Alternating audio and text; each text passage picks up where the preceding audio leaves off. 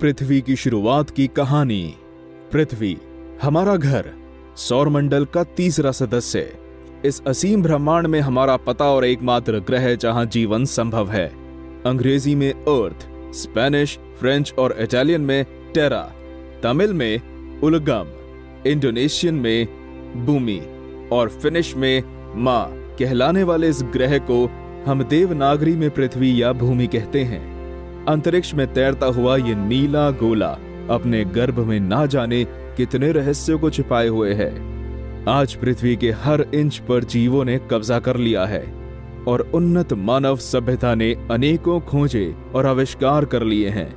लेकिन पृथ्वी कैसे बनी और इस पर जिंदगी की शुरुआत कैसे हुई, इससे बड़ा कोई प्रश्न शायद ही हमारे मन में हो। नमस्कार दोस्तों, अनसुनी कहानियां की ज्ञानवर्धक दुनिया में आपका स्वागत है। और आज मैं आपको ले जाऊंगा एक ऐसी यात्रा पर जहां हम जानेंगे कि पृथ्वी का जन्म कैसे हुआ और पृथ्वी पर जीवन की शुरुआत कैसे हुई।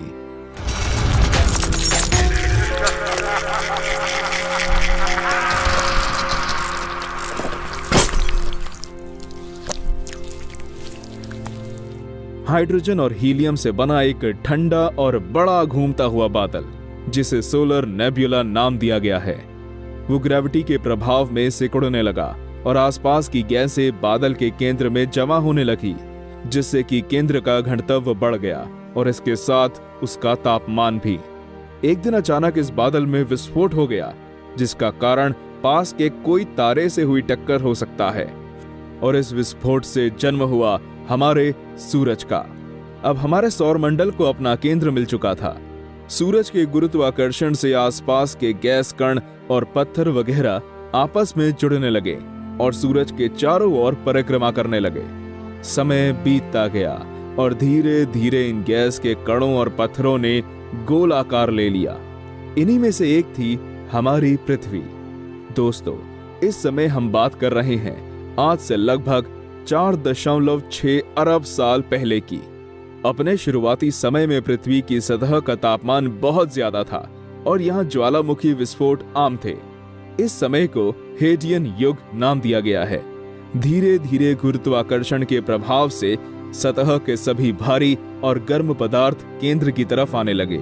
इससे पृथ्वी की सतह ठंडी होने लगी और ज्वालामुखी से निकलने वाली अलग अलग प्रकार की गैसों ने वायुमंडल का निर्माण किया।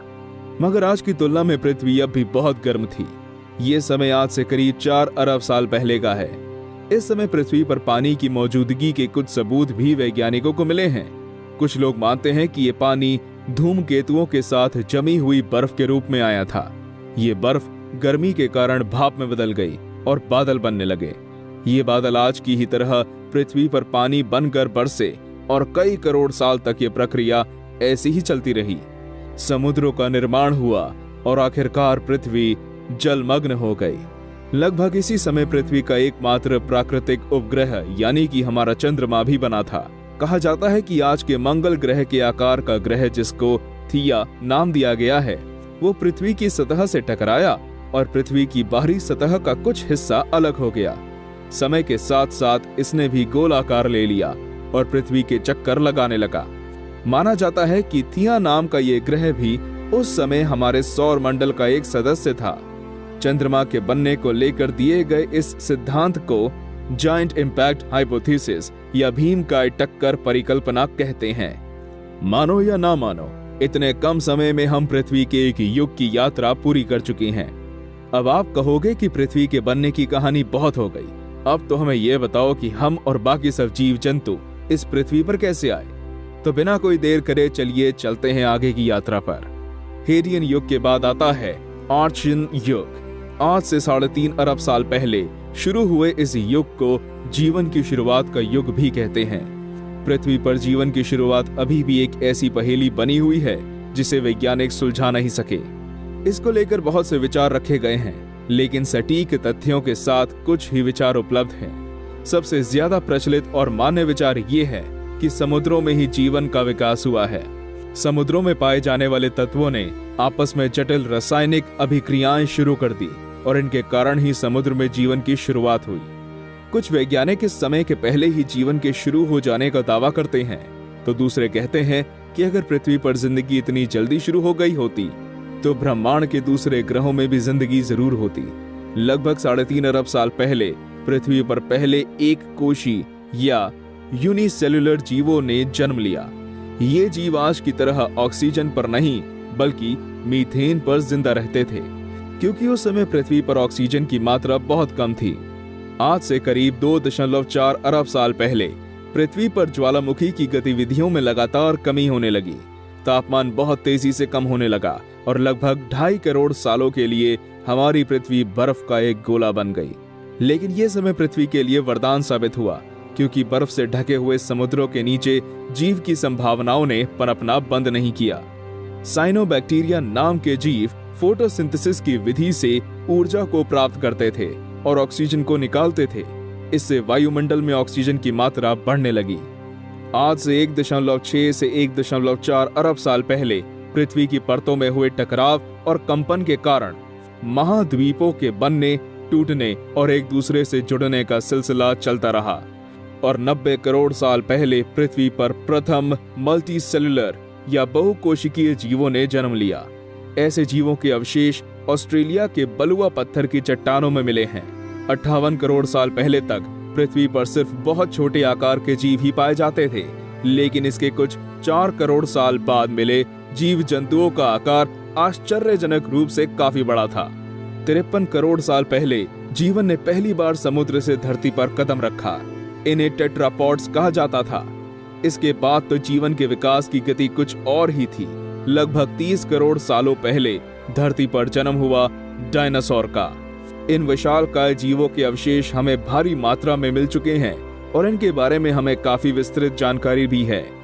डायनासोर्स ने कई करोड़ सालों तक पृथ्वी पर राज किया, लेकिन एक दिन ऐसा आया कि डायनासोर की लगभग सारी प्रजाति ही समाप्त हो गई। 6.5 करोड़ साल पहले 10 किलोमीटर लंबी एक ग्रहिका 70,000 किलोमीटर प्रति घंटे की गति से पृथ्वी की सतह से इस तरह टकराई कि पृथ्वी और समुद्र में रहने वाले ज्यादातर जीवों का अंत हो गया। पृथ्वी की करीब 70% प्रजातियां खत्म हो चुकी थी। अब पृथ्वी पर वो जीव राज करने वाले थे जिनकी प्रजातियां इस महाविनाश में बच गई थी, और वे थे स्तनपायी जीव या मैमल्स। आज से करीब 4 करोड़ साल पहले पृथ्वी की सतह में हुए कंपन के कारण जमीन का एक हिस्सा यूरेशिया से अलग होकर एशिया महाद्वीप से जुड़ गया और निर्माण हुआ पृथ्वी के सबसे ऊंचे और महान पर्वतों का, जिन्हें हम कहते हैं हिमालय। अभी तक आप समझ तो गए ही होंगे कि जमीन का वो हिस्सा कौन सा था। जी हाँ, वो था भारतीय उपमहाद्वीप, जहां बैठ के आप हमारे इस वीडियो का आनंद ले रहे हैं। आज से 80 साल पहले पृथ्वी पर जिस जीव ने जन्म लिया वो आगे चलकर पूरी पृथ्वी पर राज करने वाला था। पूर्वी अफ्रीका में पहले एप्स पाए गए, जो डार्विन के अनुसार हमारे पूर्वज थे। खाने की तलाश इन्हें वृक्षों से जमीन पर ले आई। धीरे धीरे इन एप्स ने 2 पैरों पर चलना शुरू कर दिया। पहले ऑस्ट्रेलोपिथेकस, फिर होमो हैबिलिस, फिर होमो इरेक्टस और फिर होमो सेपियंस। एप से आज के मनुष्य बनने के हर कदम पर इन्होंने नई नई चीजों की खोज की और नई कलाओं को सीखा। कौन जानता था कि गुफाओं में रहने वाले और शिकार करके खाने वाले इंसान एक दिन पृथ्वी और ब्रह्मांड के रहस्य को उजागर करेंगे। वैज्ञानिकों के अनुसार पृथ्वी पर 1 लाख करोड़ प्रकार के जीव हो सकते हैं, लेकिन अभी तक हम इसके 0.1% भी नहीं खोज सके।